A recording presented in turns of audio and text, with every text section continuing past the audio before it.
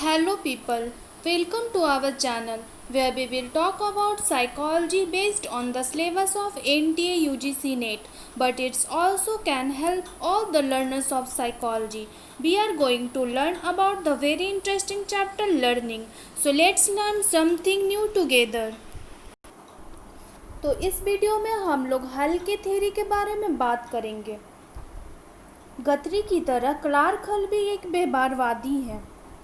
पिछले वीडियो में हम लोगों ने गथरी के थ्योरी के बारे में बात किया था और हम लोगों ने पाया था कि गथरी नाम के जो वैज्ञानिक हैं, मनोवैज्ञानिक है, वह एक व्यवहारवादी थे और इसी तरह क्लार्क हल नामक जो मनोवैज्ञानिक है वो भी एक व्यवहारवादी हैं।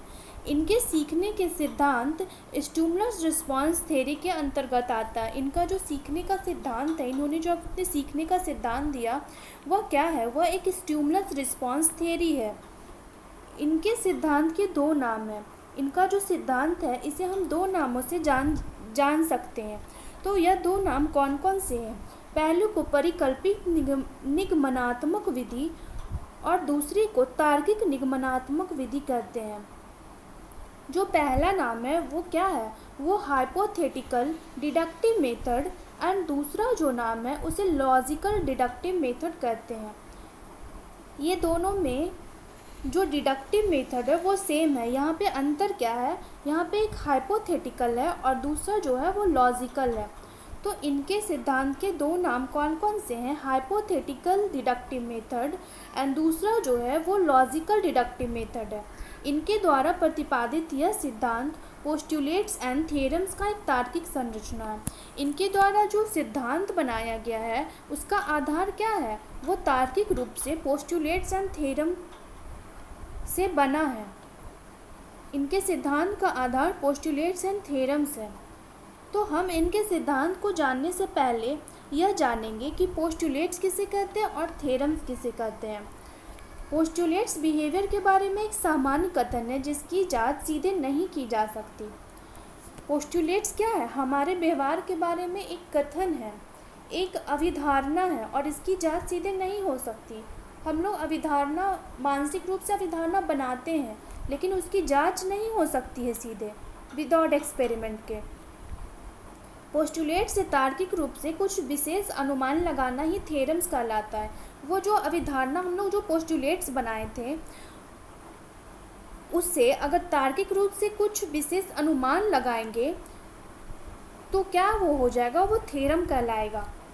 अगर एक्सपेरिमेंट के आधार पर थ्योरम्स की पुष्टि हो जाती है, हम एक्सपेरिमेंट करते हैं और उसके आधार पर जो थ्योरम्स बनी थी उसकी अगर पुष्टि हो जाती है तो वह पोस्टुलेट जिससे थ्योरम्स की उत्पत्ति हुई थी को सही मान लिया जाता है।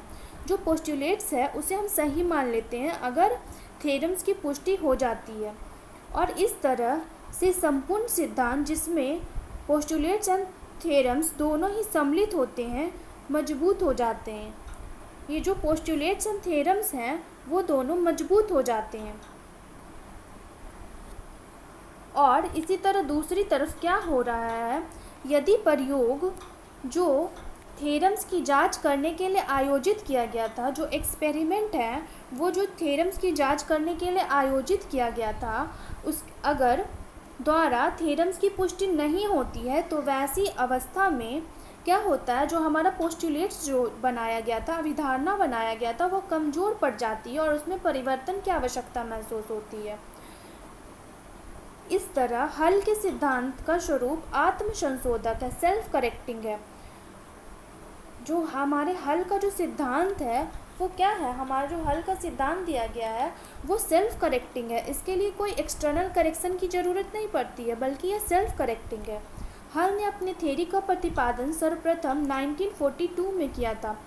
हल ने जो अपना थ्योरी का जो प्रतिपादन किया था, अपने फंडामेंटल थ्योरी का जो इन्होंने प्रतिपादन किया था वो कब किया था? 1942 में किया था, जिसमें कुल 16 पोस्टुलेट्स थे। इनका जो फंडामेंटल थ्योरी था इसमें कुल 16 पोस्टुलेट्स थे। परंतु क्या किया गया कि इस सिद्धांत में कुछ संशोधन की आवश्यकता महसूस की गई और इन्होंने 1953 में इसे संशोधित किया। अपने सिद्धांत को इन्होंने 1953 में क्या किया, 1953 में संशोधित किया और इसमें 17 पोस्टुलेट्स, उसमें 16 थे, इसमें एक और बढ़ा दिया गया, इसमें 17 पोस्टुलेट्स हो गए हैं और 133 थ्योरम्स का उल्लेख किया गया।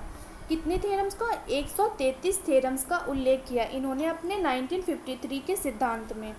हल के थ्योरी का वर्णन निम्नलिखित 3 भागों में बांटकर किया जा सकता है।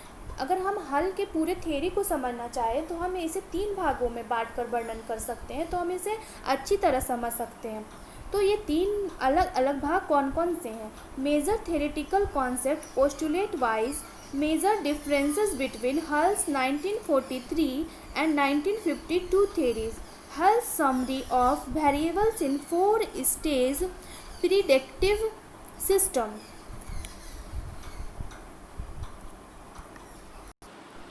तो आज के लिए इतना ही, क्योंकि अगर हम इनके सारे बिंदुओं के बारे में इसी वीडियो में बात करेंगे तो यह वीडियो बहुत ही लंबी हो जाएगी और हमारा दिमाग हैंग करने लगेगा। तो हम इनके जो इन्होंने 3 जो अलग अलग भागों में बांटा अपने थ्योरी को, सारे के लिए हम अलग अलग वीडियो में अलग अलग इसका एक्सप्लेनेशन अच्छी तरह करेंगे। तो आज के लिए इतना ही। To learn more we will provide you more video ahead. Thank you very much.